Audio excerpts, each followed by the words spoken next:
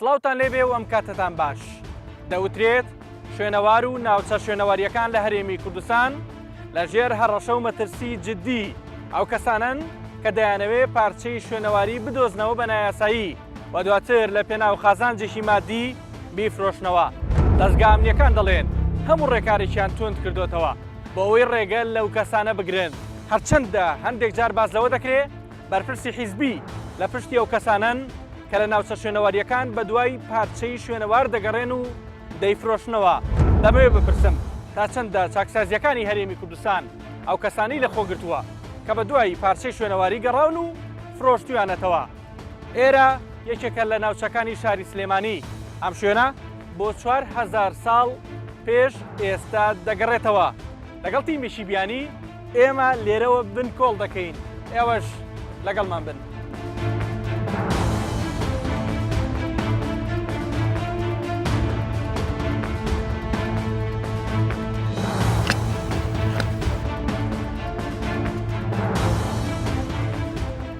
ئەوان بە گرنگی پێدانی کوردستان 24 بۆ پرسی شوێنەوار خۆشحاڵن.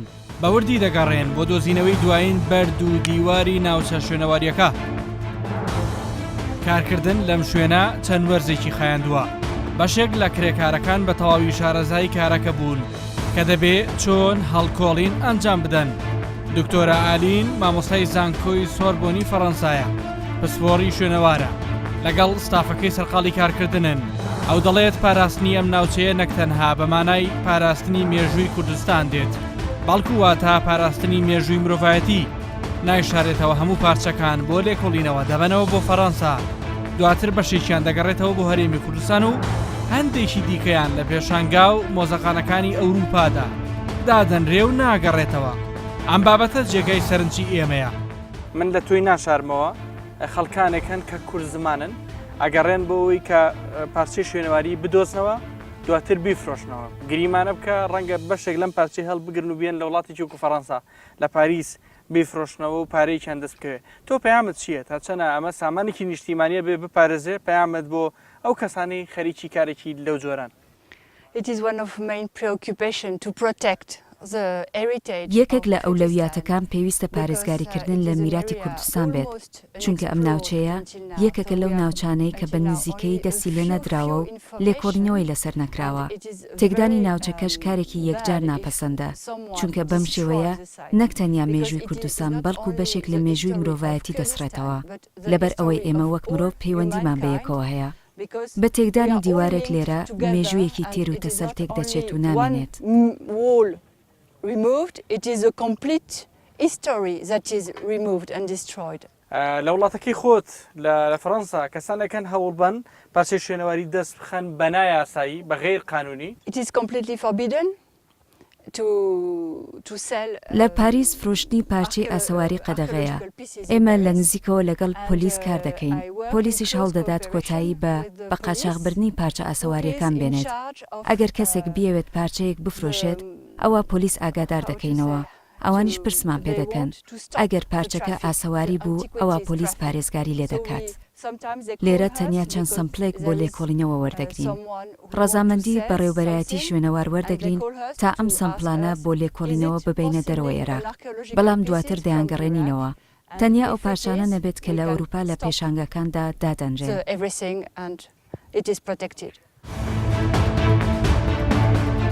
ناوچە شوێنەواریەکان لە هەرێمی کوردستان زۆرن. ئەوترێت بەرپرسێکی یەکێتی نیشتیمانی کوردستان ماڵەکەی لە شوێنێکی شوێنەواریدایە و ئامادە نییە هاوکاری تیمەکانی کنە و پشکنین بکات. دیارە تەلەفۆنێکەکەین بۆ کاکە عەدنانی حەمەیمینە، ئەندامی سەرکردایەتی یەکێتیە ماڵی لە گەرمیانە، شوێنی ماڵەکەی شوێنێکی ئاسەواریە. باز لەوەیە چەند چاکدارێک یان چەند کەسێک هەوڵیان نابێ کە شت دەست بخەن لە حەوشە و ماڵی ئەو لە گەرمیان. ئەنەمە ئەگە جوابیە ئێوە گوێتان لێبێ. کاک عەدنان مەرحەبات لێبێ. زۆر سپاس دەکەم قوربان. کاروان ڕەحمانم، پێشکەشکاری بەرنامەی بنکۆڵ لە کوردستان 24. ڕاستی بەرنامەیەم جارەمان لەسەر ئاسار و ناوچە شوێنەواریەکانە. باز دەوێ ماڵی جەنابیشتان لە گەرمیان شوێنێکی ئاسەواریە. ماوەیەک لەمە پێش چەند کەسێک هەوڵیان ناوە شت بەدەست بخەن بێنە سەر ماڵەکەی جەنابتان، بەڵام ئێوە ڕێگەتان لێگرتوون. ئەرێ ئەوە چۆن بوو کاک عەدنان، ئەگەر شتێکمان بۆ باسکەی؟ نەو بیستووە وایان وتیان کاکاتمان خۆی ڕێگری لێکردون توێتی نابێت پارچە شوێنەواریە بەرن شتی وا هەیە بەس قسەی کاکاتمان قسەیەکی تریش ئەکرێ وەکو دەنگەوە هەر حەزەکەم بۆم ڕاستکەیتەوە با من ڕیکۆردی چی بکەم بمبەخشە ئەویش ئەوەیە ئەگەر چەند جارێک تیمەکانی شوێنەواریان ئەو کەسانی شارەزای شوێنەوارن هەوڵیان داوە حوشەکەی ماڵی جەنابتان هەڵبکۆڵن شوێنەوار دەستخەن بەڵام ئێوە ڕێگەتان لێگرتوون ئەوە ڕاستە؟ ئەسڵ ئەساسی نییە ئامادەی هەر شتێک بۆ خزمەتی کولتور و کەلەپوری ئەم دەبێ من هاوکارێ حەدەکە خالیش شتێکی خۆشم بڕوخێن یعنی ئامادەیت ئەگەر خانۆکەی خۆشتان بڕوخێنن بۆ ئەوەی کە بگەڕێن شوێنی شوێنەواری بدۆزنەوە چۆڵی بکەی شتی وا نییە نەکەت هاتووە نەکەت باسی کردووە ئەوەشی ئەوەی وتووە خلافی فەرموو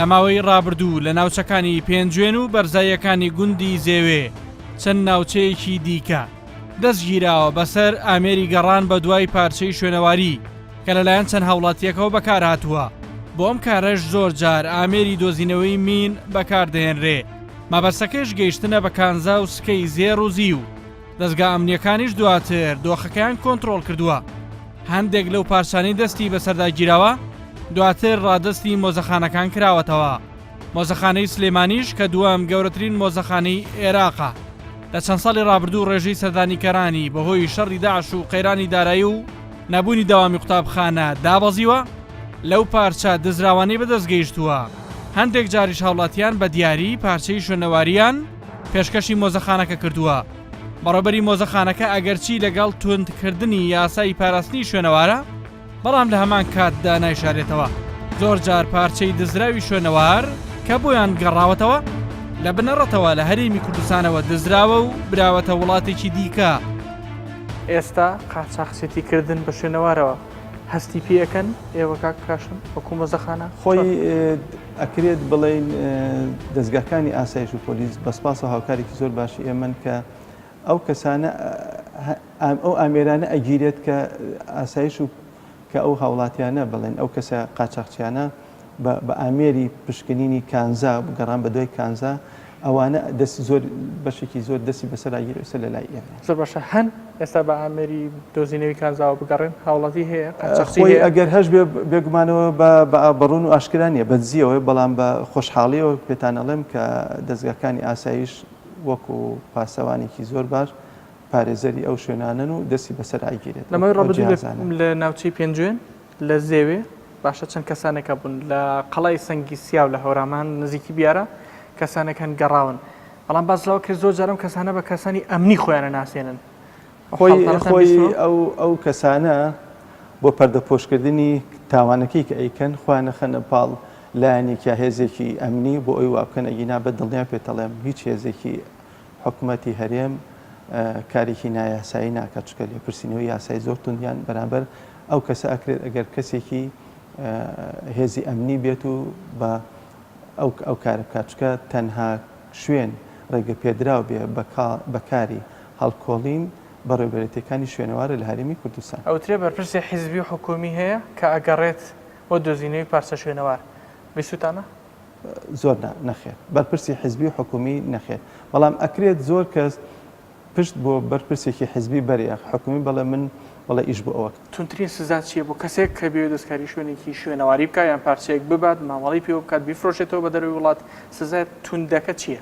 ئێستا ئەگەر ئەوەی پەرلەمانی عێراق ئەگەر هەمواری بکە سزای لە سێدارەدانە حکمی 10 ساڵ و زیاتریشی تایە بەپێ ئەو زانیارانی لەبەر دەستمانە بوو بەشێکی زۆر لەو پارچانەی کە ئاهاتە هەرێمی کوردستان و لە بازار ئەبینان یاخود دەستگاکانی ئاسایش دەستی بەسەراگرت تاکو پاسەوانی سنووریش بەسپاسەوە 6 پارچە شوێنەواری دەستی بەسەراگرت لە ناو گوندێکی ئێرانشە چوو دەستی بەسەراگرت دوای ئەوە کە بۆمان دەرکەوت هەمووی پارچەی مۆزەخانەی عێراقیە ئەمە بۆ ئەمە زەنگێکی ترسناک بکەن بەڵێ ویستی بیان بیفرۆشن بۆ ئەو دی و بەس هێزێکی تایبەتی بەسپاسەوە پاسەوانی سنوور چون توانیان ئەو کەسە بگرن و بیهێنەوە دوای ئەوەی کە بن خۆم وەکو شخصی چون پارچەکانی بینی پەیوەندیم کرد بە مۆزەخانەی عێراق وتیان بەڵێن هەمووی پارچەی ئێمە هەیە چونکە پارچەکان کۆدی لەسرە من کۆدەکانم نات بۆ بەغا وتیان بەڵێ هی ئێمە هەیە ئەو زۆر جاران هێزانە کاکاشم قسەکەی خۆ دەبیر مەکە لاوازترن لەو کەسانی کە مامەڵە بازرگانیەکەکەن قاچاقچیەکەن وانە بەشێوە ئەگەر بەرپرسێکی گەوری لە پشت بێ و هەڕەشە لەو کاتەوە ناگەڕێتەوە ئەگەر ئەو بەرپرسە ئەوەنە بە ئازابێت بتوانێت ئەوە بکات ئەزانێت ئێستا چەند ساڵی کە هەر ڕوبەڕووی ئەو یاسای بێتەوە تونترین سزادرێت ئەگەر یاسا ئەبرە لە جێبەجێکردنە یاساکە هەیە بەڵام جێبەجێ نەبووە جێبەجێ ئەکرێت بەڵام ئەوەی ئێستا ئەو کەسە بۆ نمونە ئەگە پاڵیا بێتەوە بە حیزبێک دەسەڵاتێک بەرپرسێک بەسەوەشە تا سەر نییە یعنی هەر ڕۆژێکە بێ تێبکەوێت. هەر لە سلێمانی و لە دێرینترین هۆتێلی شارەکە کە هۆتێل فەرەحە ئێستا کراوەتە پێشانگای نیشاندانی پارچەکە لە پوریەکان گفتوگویەک دەکەین. پێشتر دەوترا لەم شوێنەدا مامەڵە بە پارچەی شوێنەواریەوە کراوە، بەڵام بەرپرسی شوێنەکە لە پوریەکە دەڵێت هەموو بابەتەکانی ئەوان مێژویان لە 200 ساڵ تێپەڕ ناکە، هەموو دەنگۆیەکی مامەڵە بە شوێنەوارەوە ڕەت دەکاتەوە. جاروا کابرا لە لادیە جوو دەکات ئازەکەیەکیڵێ پارچەی ئاساری دەسەکەوێت خەمخۆرانە ئەمە هەوڵیان پێشکەشی مۆزەخانەکانی کات. زۆر باشە کاگیرفان ڕاشکاوانە پێم بڵێ بە خەڵکانێکەن بە بەردەوامی دەم چەندین ساڵی ڕابردوو بە تایبەتی دوای 2023 و بانی پرۆسی ئازادی عێراق و دواتر لە شەڕی داعشیش هەیە هەوڵی بازرگانیکردنیان ناوە تەنانە لەگەڵ داعشیش هەوڵی بازرگانیکردن هەبووە. ئەم هەوڵانە چۆن بینیوە جەنابێت؟ وەڵای ئەوەی کە ئێمە لە ڕۆژنامەکانیان لە گۆڤارەکانیان ئەبیستین ئەوانەی کە لە مووسڵ بران زۆربیان چونەتە دەرەوەی وڵات، بەڵام وەک بزانم هیچ پارچەیەک نەهاتوە بۆ کوردستان لە شەڕی داعش ئەوەی بیستمانە چکم خۆتەزانی هێزێکی پێشمەرگە بە 1050 کیلومتر ئەو سنووری تەنی بوو ئاسار نەهاتوە ببدیم، بەڵام ئەوەی بیستمانە کە خۆمان سەردانی مووسڵمان کردو بینیمانە مووسڵ چیلیات و ئاسارەکانی چیلیات و چۆن وێران بوو چیان بەسەرادووە. بەڵام ئێستا گەر ئێمە بڵین ناوە ئەبیسترێت لە کوردستانە فلان شوێن هەڵدرایە فلان کەس دەستکاری فلان کردی کرد، بەڵام ئەمانەیە مەڕێنماییمان بۆ وڵاتیەکانی کوردستان ئەمانە لە ئاخیرا ڕوبەڕووی دادگا بنەوە ڕوبەڕووی یاسا بنەوە لەبەر ئەو پارچەکە لە پورە و شوێنەواری کە ئەوە چێت بە شۆفڵ لێ یان هەڵیەکەنێ بە دزی دەوڵەتەوە دوای ڕوبەڕووی یاسا بێتەوە شوێنەوارەکەشە شێوێنڵێن پیاوی دەوڵەت هەیە لەگەڵ یانە یان بە پرسی حیزبی باڵا هەبووە پشتی ئەمانەیە تۆ هەستە باو کردووە بڕوا بێ ئەمە وەک حکایەتی مێشەکەی لات و بڕوا مەکە زۆر ڕاست بێت. بە هاوکاری دوو هاوڵاتی ناوچەکە دەچینە قەڵای سەنگی سیاو لە پشتی ناحیەی بیارە.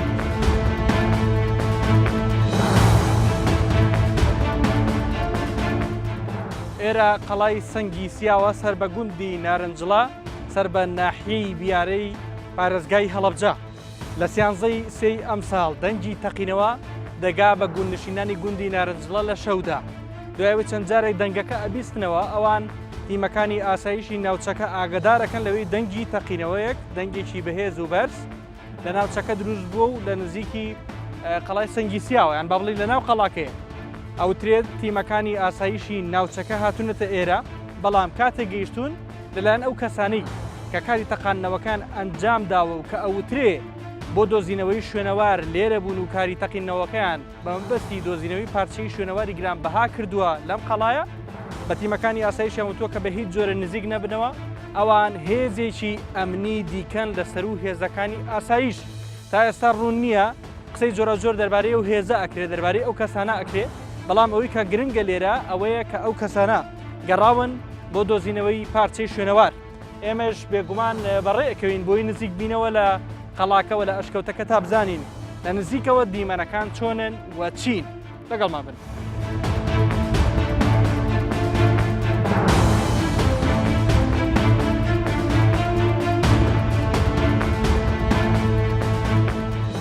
گەشتونەتە ئەشکەوتی قەڵای سەنگی سیاو ئەمە ناونراوە ئەشکەوت، بەڵام هەندێک کراوەیە ئەوەی ئەیبینم چاڵەکە لێرە دروست بووە کە ئەوترێ لە پاشماوی کاری تەقینەوەکە ناوچەیە چاڵ بۆ یان شتی لێ دەرهێنراوە من نازانم بەرد و دار و خۆڵ و پاشماوەی خەڵاکێش کە لە ئەنجامی تەقینەوەکە دروست بووە کەوتوتە ناو ئەم چاڵە و لێرە کە ئەوترێ پارچەی شوێنەواری تێدا دۆزراوەتەوە. لە هاتنە خوارەوەمان یەکێک لە قوتابیانی گوندی نزیکی قەڵاکە دەبینین کە کوڕی ئەنجومەنی گوندەکەیە بە ئەستەم ئامادەیە چەند وشەیەک بڵێ ئەو دەڵێت کەس ناوێرێ زانیاری دەربارەی ئەو کەسانە بدات کە ئەو کارەیان ئەنجام داوە. کەس ناوێرێ هیچ بڵێ ها ناوێرن بۆ لە هەورامانەوە بۆ مۆزەخانەی هەولێر لە ساڵی 2005 مۆزەخانەکە کەوتۆتە بەر پەلامارێکی تاڵانکردن وردەکاری چیرۆکەکە لای بەڕێوەبەری شوێنەواری هەولێرە. شخصێکی ئیرانی ماوەی مانگێک سەردانی مۆزەخانەی کردو خۆی بە شارەزادانا و چاودێری ڕۆژەکەی چاودێری کردووە و بوویتە برادر لە جەلیان هاتوچووی مۆزەخانەی کردیا لەجێ پۆلیسەکان هەمووشۆی کردیە خواردنی لۆهینە. یەکی نقطەی زۆر مهمە بووە کە زۆر گرنگیا باس بکەم پاسەوان تێر شوێنێک پاسەوانێکی بە هیچ شێوەیەک نابێ هیچ شتێکی خواردن لە ئەشخاصێک وەرگن لە غێری ینی ئەوانەی کە بۆ خواردنیان بۆ دین نابی ینی هەڵەکە لێوە بۆ خواردن ئەو هەڵە ئەحمەسە قەنادی بۆ هێناوە ئەو قەنادیە ژەهراوی کرد بە دەرمانی خەوی تێکرا ئەوانش کە خواردن خەویان لێکێتەوە بە شەو ئەوش بە ئیستراحەتی خۆی هاتووە و دەرکەی مۆزەخانەی تریتەوە هاتە ناو مۆزەخانە هەندێک تێلوپەلی بردبوو ئەو تێلوپەلە بەڵام ماوەی چەند مانگێک تێپەڕی بەڵام حکومەکەی چی بوو ئەو متابعەتان ئەوە جێی داخە ینی هەربەر سراحەت بڵێم ینی شێوازی عقوبەی ئەوانە کە دەستکاری شوێنەوار دەکەن دزی لە شوێنەوار دەکەن زۆر کەمە نابی وابی ینی زوخوتات هەبووە دیارە ئەو کابرا ئێران زەختی کردیە بەردرا.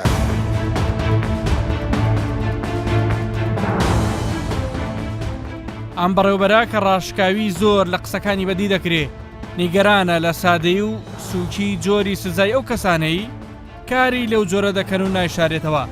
هێشتا هەندێک ناوچەی شوێنەواری لە ژێر هەڕەشە و مەترسی لە ناوچووندان. درێژە بە گفتوگۆکارمان دەدەین. هەندێک گردیشمان هەیە مەسەڵەن وەکو گردی ئەوەی کە گوتمان لە ڕێی قوشتەپەیە گردی قەرەچناغایە لەوێ وەک کاتی خۆش جەرەوانی لەسەر حیمایە جادەیان دەکرد بە دوای کە دەرچووە دوو غورفە و بیناکە مایە ئێمەش داوامەکە ئەو بینا هەڵبگیرێ بەڵام دەبینین ساحب ملکێکە دەوروبەری هەڵ دەستی خانەکەی نۆژەن دەکاتەوە بە هەنجەتەوەی خەڵک دەچتە ناو بیناکە بە شەوان دەڵێ من ئەوەم کردیە سیاجم کردیە جادە هەر هەبووە پێشتر حەدیقەی دەکرد لەسەری بڕێک باخچەکی بچووک دەکرد ئێمە گوتمان ئەو شان دەبێ هەموو هەڵبگیرێ. سێ کێسمان کردووە حەدیقەی تا دروستکردەوە خانووەکە بەو نەکردووە بەس چییە نۆژەنی کردەوە نۆژەی کرد ئێمە داوامەتە محکەمەش قراری پێدار کردێت کە بەڵێ ئەو شتانە هەمووی ئێستا قرارمان هەیە هەموو دەبێ هەڵبگیرێ بەڵام هەتا ئێستا هەڵی نەگرتیە دەبێ خۆی ئەوە ئەتیزام نازانم خۆی لەسەر یاساوە ئەبینێتەوە جا ئەو مەوزوعانە هەیە گردی باخچان لە زانکۆی جیهان ئێمە ئیشی بۆ دەکەین تەنقیباتمان هەیە لەوێ ئەوان دیوارێکیان لەسەر گردەکە کردووە ئێمە بەتەمانە نەمانێشتۆ کە زانکۆی جیهان ئەو شوێنە تێک بدا. بازاری نیشتیمان چۆن نەتانتوانی ڕێگەی لێ بگرن بازار نیشتیمان ئەو کاتی دەملێرنەوە نازام چۆن بۆ و چ بۆ چیان کردیە بەڵام ئەگە بتەوێت دەور قلات تا 40 مەتری هەمووی شوێنەوارە ئەتو بتەوێت ڕێ لە هەموو شتی بگری لەوانەیە نەتوانێت ڕێگا لە هەموو شتی بگری. لە چاکسازی گەورانی هەولێر دەمەوێت زانیاری لەسەر ئەو کەسانە وەربگرین کە لەسەر بردننی پارچەی شوێنەوار یان تێکدانی ناوچە شوێنەواریەکان دەستگیرکراون. ئەوان دەڵێن لە دوای ساڵی 2009 هیچ کەسێک لەسەر بردننی پارچە دەستگیر نەکراوە بەڵام ئاماژە بەبوونی کەسانێک دەکەن لەسەر تێکدانی ناوچە شوێنەواریەکان. بە نسبەت ئاگداربوون لە بەڕێوەبەرایەتیەکەمان کەسێکی وامان لا نییە کە بە پێی ئەو مادەیە یان بۆ بەو تاوانەی سزا درابیت و هابێتە لای من. زۆر باشە ئێوە پێشەوەی دەست پێ بکەین لەگەڵ بەشی یاسای خۆشتان گفتوگۆتان کرد کەسانێکتان لە بە مادە تیرۆریەکە حکم درابێت هەوڵی شێواندنی یابێ هیچ لە قەراری حکومەکەی هیچ ئاماژەیەکی بەوەی نەکراوە کە کەسێکی وامان لابیتن بە شێواندنی ئاسەوار یان بردننی ئاسەوار لە لای مە هەبیت. چۆن ئاماژەی پێکراوە بەنسبەت ئاماژە پێکردن ئەمن هەروەکو لە سەرەتاوەم گوت شێواندنی ئاسەوار لەلایەن ڕێکخراوی تیرۆریستی داعش دو-سێ ساڵ پێش ئێستا کە بە خۆمان لە شاشە تیڤیەکان دەماندیت چیان بەسەر ئەو شوێنانە دەینە کە ئاسەواری لێیە. ئەم خاتونە 18 ساڵ لە شاری شیرازی ئێران ژیاوە. ماوەیەکی کەمە ڕێکخراوی کەوناری بۆ پاراستنی شوێنەوار و کەلەپور دامەزراندووە. ڕۆژنامەنووسی تایبەتمەندی بوارەکەیە. ئەوە گەرچی زانیاری زۆر وردی لایە، بەڵام سڵەمینەوە لە قسەکانی بەدی دەکرێت. قایلاتی هەولێر تۆمار کراوە لە لیستی کەلەپوری جیهانی هەتا ئەو محارەرماتەی کە دیاری کراوە کەس بۆی نییە ئیشی بیناسازی و تەلارسازی لەسەری بکات، بەڵام بەداخەوە بازاری نیشتیمان و بازاری داونتان لێرە دروست کراوە کە ئەوان ئەوانە لەسەر شوێنی شوێنەواری نزیکن لە شوێنی شوێنەواری و کەوتونە سەر شوێنی شوێنەواریش. بەڵێ باشە تۆ 18 ساڵە شیراز ژیایی ئەوم بۆ باسکە پاراستنی بەڕاستی شوێنەوار لە وڵاتی چۆکو ئێرانە لە شیرازە چۆنانی احترامی شوێنەوارگرتن لای تاکێکی ئێرانی لەوێ چۆن نەبینی؟ ئەو شارەی من لێژیاوم یەکێک لە هەرە کۆنەکانی ئێرانە تەنانەت ئێمە نازیک بوون لە پایتەختی ئیمپێراتوری ئەخمینیەکان شاری پرسپۆلیس. ئەو شتێککە ئێمە لەوێ ئەبینین لە شوێنەواری هەرە کۆنەکان هەتا شوێنەوارەکانی ساردەمی شای ئێران لەوێ زۆر بە جوانی زۆر بە باشی پارێزراوە. باشە چەند شوێنتر هەیە لە هەولێر لە ژێر هەڕەشە و مەترسیان کە شوێنی شوێنەوارین؟ ناتوانم ئەوە وەکو داتا و ئامار بەڵام کە هەستان پێ کردووە وەکو ڕێکخراوەکەی خۆتان بە گۆرەی ئەوەی کە من 4 ساڵە ئیشی ڕۆژنامەنووسی ئەەکەم لە تایبەت بە بواری شوێنەوەرۆ وایە جەنابی ڕۆژنامەنووسێکی تایبەتمەندی بواری شوێنەواریشی معلوماتی هەیە ئەمێ ڕاستکەوانە قسەکانت بکەین. ئاگاداری ئەو بابەتام کە ئەکرێ لەوە زیاتر شوێنەوار بشێوێنرێت و تێک بدرێت. کەسی یەکەمی شوێنەواری هەرێمی کوردستان پیاوێکی شارەزای یاسایە و بە وەکالەت پۆستەکە بەڕێوە دەبا. ئەو پێشنیاز دەکات لە کابینەی نوێی حکوومەتی هەرێمی کوردستان بەڕێوەبەرێتیە گشتیەکەی بۆ دەستەیەکی سربەخۆ بگۆڕدرێ تاوەکو دەستکراوەتر بن لە کارەکانیان. نایشارێتەوە تا ئێستا حکوومەتی هەرێم نەیتوانیوە وەک پێویست لە ئاستی پاراستنی سامانێکی گرنگی نیشتیمانی وەک شوێنەوار بێت. هەرچێک بێت لە هەر پلوپایەک بێ لە هەرێمی کوردستان لە هەر شوێنێک بێ ئێمە ڕێ و شوێنی یاسایی وەپەی یاسای شوێنەوار وەپەی ئەو عقوباتانەی ئەو سزانێک کە لە یاسای شوێنەوار دیارکراون ئێمە ڕۆ شوێن لە بەرامبەر دەگرن لەبەر ئەو یاسا شوێنەواریە کە لا ئێمە بەکاردێ یاسایەکە تا ڕادەیەک ینی سزاکانی لە ئاست دەستدرێژەکانی ئەو کەسانە نین کە دەستدرێژەکەنە سەر شوێنەوار لە ئاستی ئەهمیەتی شوێنەوار نین بە حکمی ئەوەی ئەو یاسایەکی کۆنا یعنی عقوباتەکانی تا سزا و سجنە و غەرامەیە بەڵام یاسای ژمارە 55/2002 یاسایەکە حتا عقوبەی ئەعدامی تێدایە. خۆت پیاوێکی حکوومیت بەس ڕاستە خۆ پێم بڵێ حکوومەتی هەرێمی کوردستان تا چەنە خەم لە شوێنەوارەخوا. حکوومەتی هەرێمی کوردستان ئەگەر ئەمە باسی ئەوە بکەین بڵێن دەبێ باسی ئەوە بکەین کە ئیدارەی شوێنەوار لە هەرێمی کوردستان ئیدارەیەکی لاوە تازەیە بە حکمی کەمتەمەنی حکوومەتی هەرێمی کوردستان لە ئاستی پێویستدان نییە. حکوومەتی هەرێمی کوردستان تەمەنی کەمە دەزانی چۆنە مەسەن ئیدارەی شوێنەواری مێژوو ئەنیمە بەستم بڵین یعنی زانستی شوێنەواری لە هەرێمی کوردستان وەکو ئیدارەکەی زۆر نییە یعنی 20 ساڵێک زۆر نییە بەڵام یعنی حکوومەتی هەرێمی کوردستان ئێستا بەڕێوەبەراتێکی گشت شوێنەوار هەیە بەڵام ئێمە هیوادارین ئەو بەڕێوەبەراتی شوێنەوارە بێتە دەستەیەک ڕاستەوخۆ سەر بە ئەنجومەنی وەزیرانەوە ئەوترێت لە دوای هاتنی داعش بۆ مووسڵ و ناوچەکانی دەوروبەری هەندێک بازرگانی کوردە بوون بازرگانیان لەگەڵ داعشا کردەوە بۆ کڕینەوەی پارچەی شوێنەوار. ئەوە ڕاستە؟ من بەڕاستی هەبیستومە. لەم گەڕانە چەند ڕۆژیەدا لەوە تێگەیشتین کە یاسایی پاراستنی شوێنەوار و ناوچە شوێنەواریەکان بە جۆرێک لاوازە کە پێویستی بە هەموارکردنەوەی خێرا هەیە لە خولی پێنجەمی پەرلەمانی کوردستان. لە کۆتایی ئەم پرۆگرامە بەوە گەیشتین ئەگەر چی یاسایەکی توند هەیە بۆ سزادانی هەموو ئەو کەسانەی هەوڵ دەدەن پارچەیەکی شوێنەوار یان ناوچەیەکی شوێنەواری تێک بدەن بەڵام باس لەوە بوو کە تا ئێستا وەک پێویست یاساکە جێبەجێ نەبووە و داواش دەکرێت سەر لە نوێ هەموار بکرێتەوە. ئەو پەیامەش بە هەموو ئەو کەسانە درا کە هەوڵێکی وا لە مێشک و دەرونیاندا هەیە کە پارچەیەکی شوێنەواری لە پێناو خەزانجێکی مادی ببن یان ناوچەیەکی شوێنەواری تێک بدەن کە دوجار زیندان دەبێت بە ماڵیان بۆیە پێویستە خۆیان لەو سزا توندە لا بدەن تا بەرنامەیەکی تر خواتان لەگەڵ